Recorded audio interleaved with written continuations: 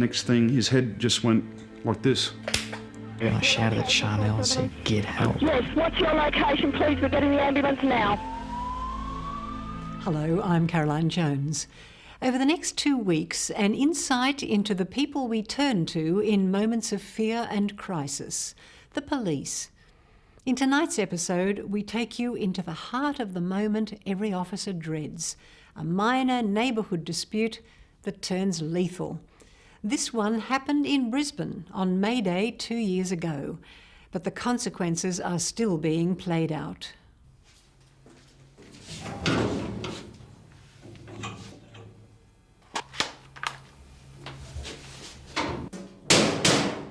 I think because of what happened, I'm better off for it.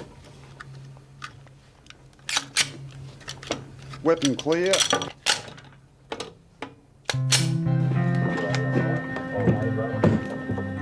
Before this incident, I'd go to a job that had potential. An armed person, a person with a knife, a person with a firearm. I probably wouldn't prepare myself as well as I do now, mentally. Was she on her own, was she? Yeah, just by herself. Before I'd just go and do it. Whatever happened, happened. But now, I do a lot more thinking en route to the job. The thinking is, what's the worst? What is the worst thing that could happen at that job? Am I prepared for what's going to happen at that job? It's a sealed bag from next door, so all they've done is leave it open, all the property's still in it. Chris is he's a street copper. That's what he knows, that's what he's good at, that's what he enjoys. But as I said, I can't get close enough to that building to see whether... That's the car. I think we have dealt with what we went through in different ways. All our experience was slightly different, our injuries were slightly different. You see, there was some gear dumped on the footpath up here. He said to me, I was just speaking to him, I said, "Why'd you go back so early?" And he said that if he didn't go back then, he didn't think he would ever go back. I went back on the road about 18 months after the incident for about 3 weeks. I was just anxious all the time going to work and being at work. I just didn't have a good feeling about it. I was too worried about what if this goes wrong. I couldn't sit in a patrol car while someone wrote the log. I couldn't do certain things that reminded me of what we were actually doing on the night.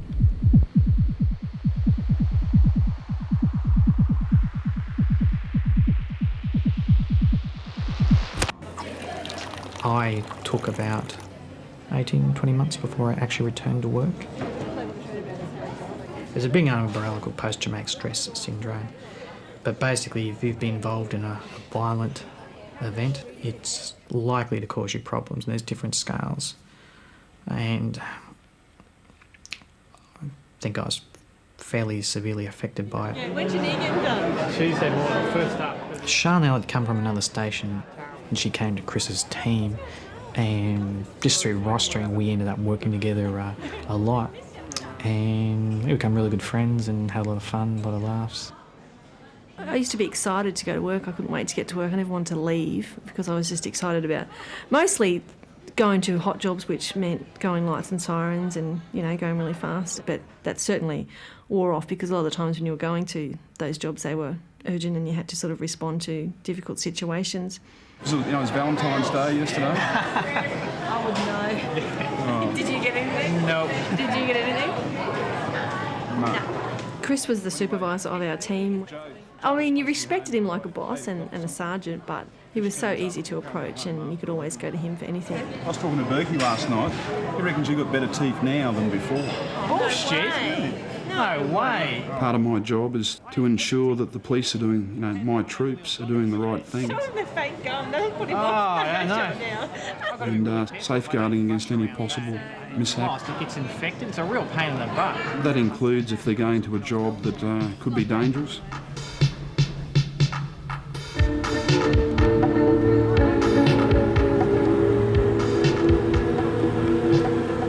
It's a custom that normally halfway through the shift I take up with the cars.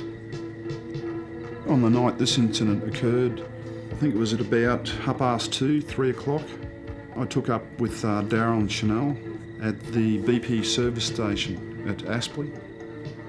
That night had been a fairly quiet night. Nothing too big had happened.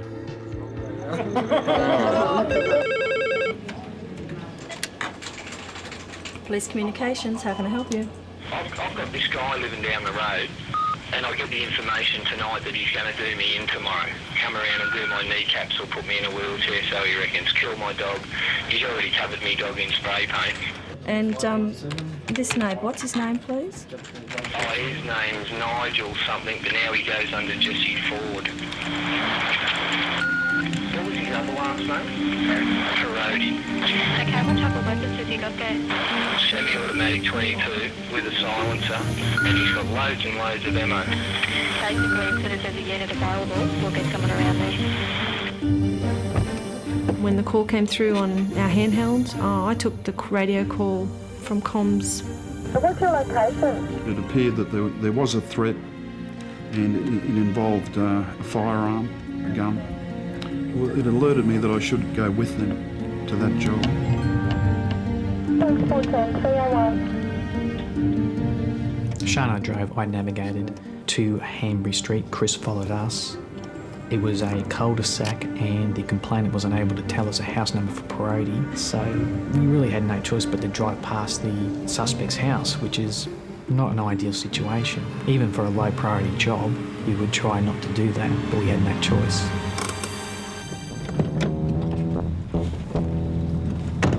Paul Moran and Robbie Allen were the complainant and the informant. Apparently, Moran had a bet with Parody over a football match. I think it was a $20 bet, and apparently Parody had lost that bet. Nigel Parody told him at 8 o'clock that night that he was going to come round and kneecap him the next night and then turn the gun on himself. We tried to just get as much information out of them as we can, but one was very intoxicated and the other one was not very coherent. Yeah, my dog just got painted. We'd get off the issue of him supposed to have been kneecapped the next night and talk about his dog, and his Parody had spray painted his dog pink. They were just supplying unreliable information, chopping and changing, talking about bugs planted in the house by Parody. In hindsight, it did look a bit surreal. Yeah. I myself was trying to make a value judgment whether what they were telling me was a valid threat. At the same time, there's this collie running around with a pink tail, and it's just not quite adding up.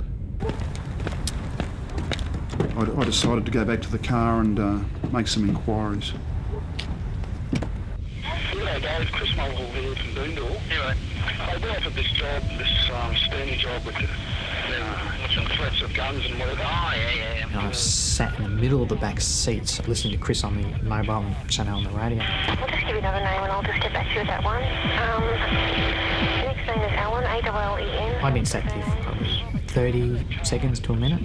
We had the interior light of the car on with the doors open. I heard a rush sound coming from the left-hand side, just out the car. There was an application for a weapons license.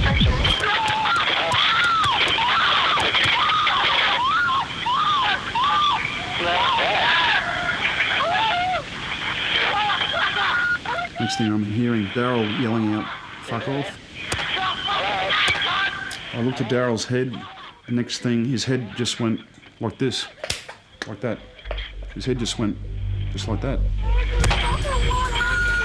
The gun did have a silencer. I screamed going down. 1 minute I'm looking there, next minute I'm there, hand on my mouth, teeth, blood in my mouth.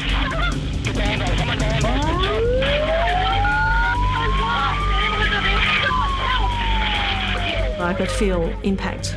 I felt my hand go and my face. I thought, when he stops, I'm going to be really shitty with him because I can't wait to get this guy to say, "What are you doing this for?"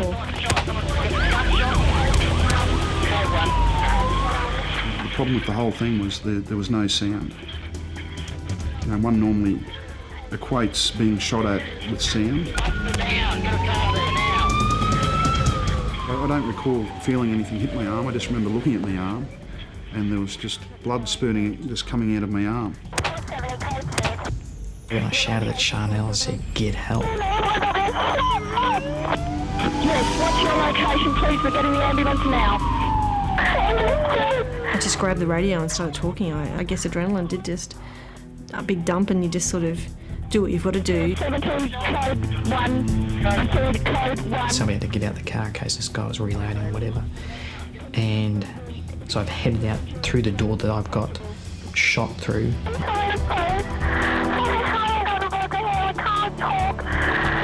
I remember him getting out of the car. He had his gun out. I remember him yelling for Chris. I remember him yelling for Brody to come back very politely. If he was there and I was able to, like, he could have reloaded and state I was in, he would have probably possibly killed me. But if I was able to, I was going to kill this guy. I was just enraged.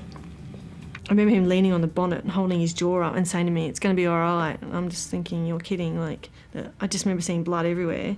And he's saying to me, "It's going to be all right, it's going to be all right." He was my lifeline. Like, I knew he was out there because I couldn't get out of the car. I knew if he came back, that Daryl would have been able to do something. I was there in the middle street yelling, and I've realised, where's Chris? As I got out of the car, I reached for my revolver and I saw a figure. In my mind, I thought it was Daryl, but then again I wasn't sure. In that second, I didn't use my gun. In hindsight, I could have shot Parody and been a legend. In hindsight, I could have shot Daryl and been. If I shot Daryl, you know, where would I be then? Correct, there is no fighting at this stage, he's still alive. I looked up, saw a light, and without even thinking, I ran for the light. Correct, 2 police are down, 2 police down. Has November 407 been located yet, please? 407 has not been located. Chris had got away, got over a fence, and got into a house to call for help. Hello, yeah, Sergeant Mulhall here. You got police on the way? How my troops? You got 2 down? Mate, I don't want to go to the house. No, you stay put. At that time, I felt extremely bad about where I was in relation to them. Well, I felt bad because I left them in the first place. I wanted to go back to the car, but the operator told me to stay there.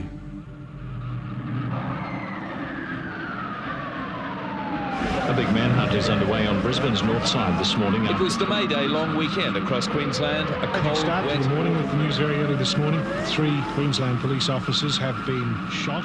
Sharnelle was seriously hurt, and Daryl, they were both shot in the face. There was 8 shots. The bullet went through my jaw and took out 3 teeth, and one shattered some bones in my hand here, and the other one took out a nerve. 2 went into my thigh. 1 went into my knee, 2 in my arm, and 1 went into my chest. Apparently it just stopped before my lung. I'd had so much damage done to my inside my mouth with teeth and bone, and the bullet had gone into my tongue and down my throat. It was just a mess.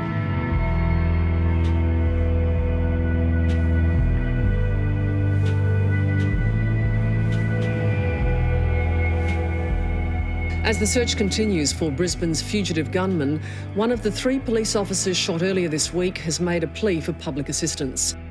Facing the cameras wasn't an easy task for Sergeant Christopher Mulhall today.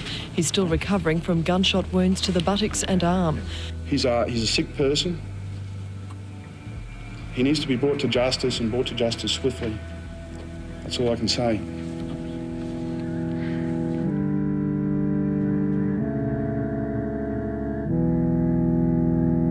There was an incredible panic, and police were looking for, a man they called a psychopath. And in the media, there was a very competitive environment to try to understand his character. I think society and the media wanted some kind of explanation for how a 32-year-old man could suddenly unravel like that and commit such a violent act. I'd like to thank the media for a chance to make an appeal to my brother Nigel. Nigel, this is not going to go away. Please help us. Please contact us.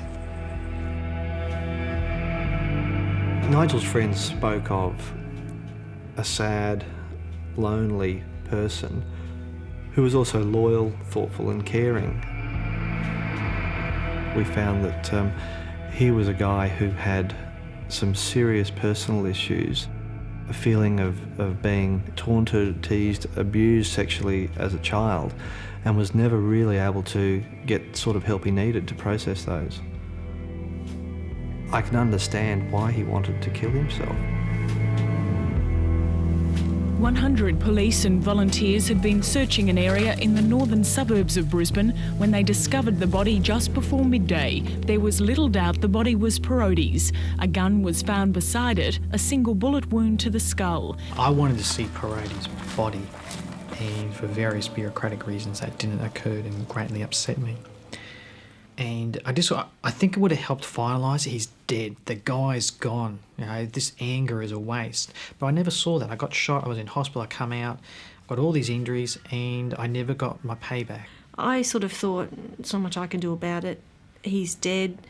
I have to concentrate on me. And Daryl was more angry that his life had been turned upside down. I was a little bit more thankful that I was alive and that I was going to get over my injuries. Well, it didn't drop in hospital. I thought, this will take, give myself 3 months, I'll be all right. I didn't really understand what had happened. Hello, thanks, Stephen. A little bit dizzy? Mm-hmm. That's quite normal. I try and look at it as the whole scheme of my life. I mean, it's 2 years out of my life. That's it. You just think of something nice as you're drifting off to sleep. I've had 17 operations to date. That's all my diary was.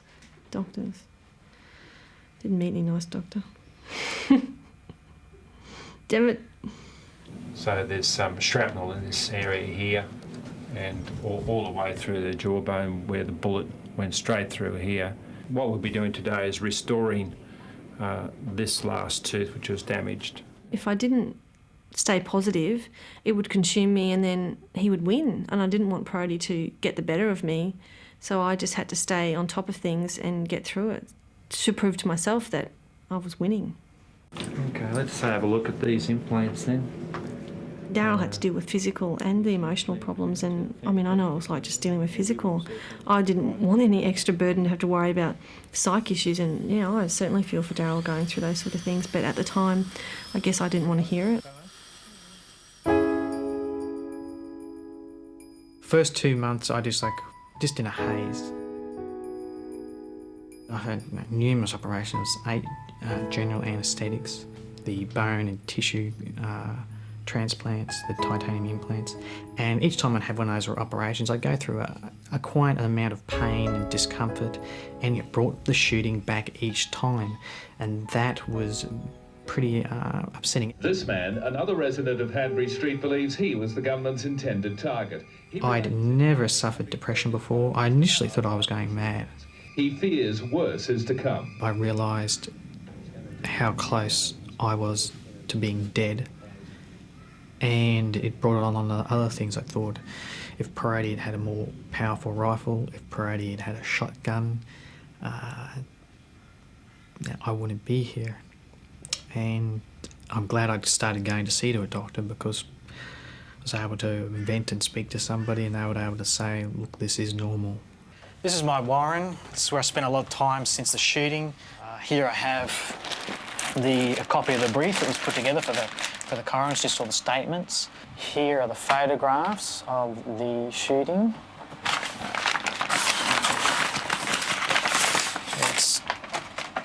Some people think I'm a little bit strange why I want them, but it helps me to put things in perspective.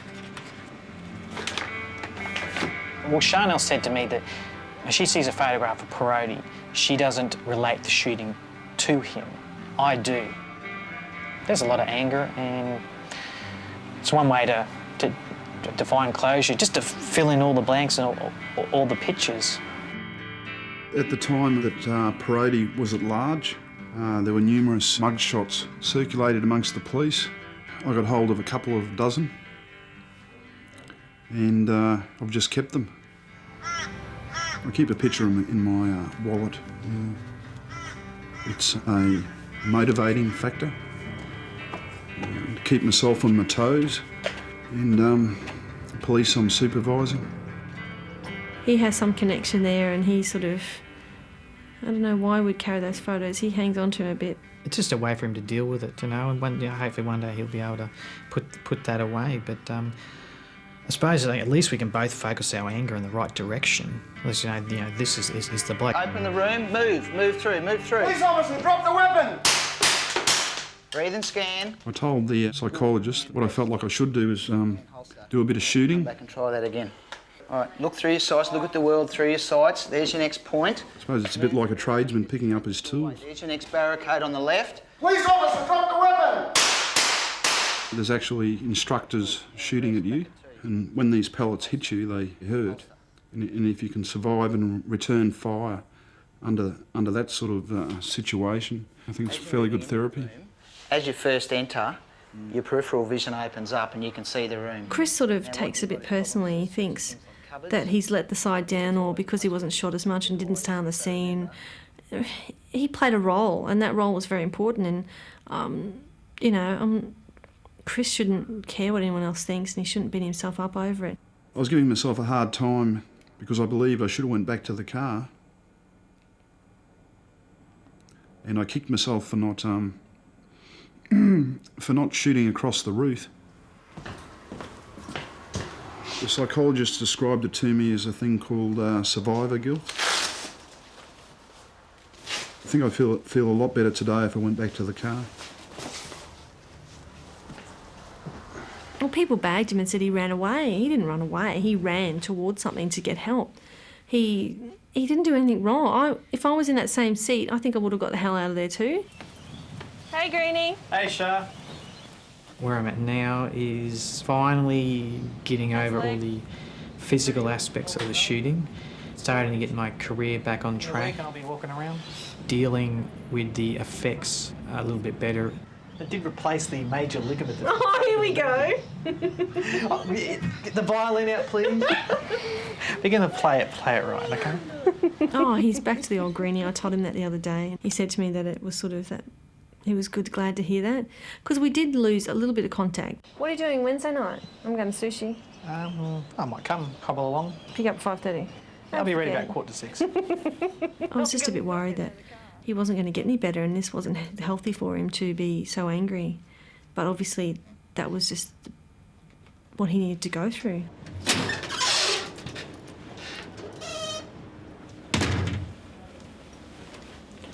Morning, Hamo. G'day, Daryl. How are you going? It's good to be getting back at work, getting life more normal. I'm still only part-time, I'm just gradually increasing my hours. I've got like a 6-month rehab plan, all going well. And then just try to make a career in a not so confrontational area of the police, a more investigative role. I wanted to go to a job where I went home at the end of the day and I wasn't confronted with mad people every day with guns. And so I've since gone to Legal Services Branch, which is police prosecutions. I'm just on the course at the moment, and hopefully I'll become a police prosecutor. I'm just shitty I didn't get a chance to shoot him when I got out of the car. The shooting's added something extra there that wouldn't have been there. You should just taken the risk there. So if I shot Daryl... So I certainly thought it's brought us closer together and given us something very much in common that we have with nobody else. All three of us are single. Sharnelle and I had partners at the time of the shooting. I mean, I know it's him, but... I think some of the things of the shooting certainly, wouldn't help. And they really mess with the relationships. Have you seen anyone? Yeah. Well, a relationship that I had at the time, that didn't stay. Of course, I was, not happy all the time, and I wouldn't want to be around me. So, that deteriorated. He wants to come out fishing. Reedy does. Okay, yeah. I had some problems with a girl that I was seeing at the time. I think I might have unloaded a bit too much on her. And I think if this hadn't have happened, that might have gone somewhere.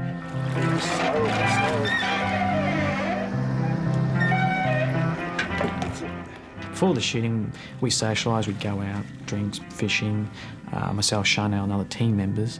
And so really, for what we went through, you couldn't ask for two better people to actually be there.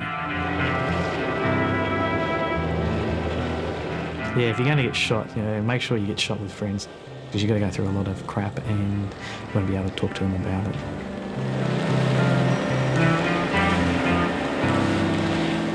We still talk about it now, but not quite as much. Make sure we stay in the deep water, Daryl. Don't want to bottom out. Probably been over it, millions of times. How could you handle the job differently? Did we stuff up? But we hadn't. All the inquiries into it show that we've responded to it correctly. It's just one of those jobs, it's a 1 in 100,000 job where no matter what procedures are in place, that these things are going to occur. Still remember how to car? Yeah. Put your finger there. I mean, people just think they're experts because they can sit back and say this is how it should have been done. I mean, you don't know how you're going to act in a situation like that, and we did it the best way we could. I think it just proved to me that I can more or less get through whatever I want. That's been a lot of the things in my life. I find them hard, but I end up getting through it, and this just proves to me that, yeah, I can do it. Bring it on, I can do anything and get through it.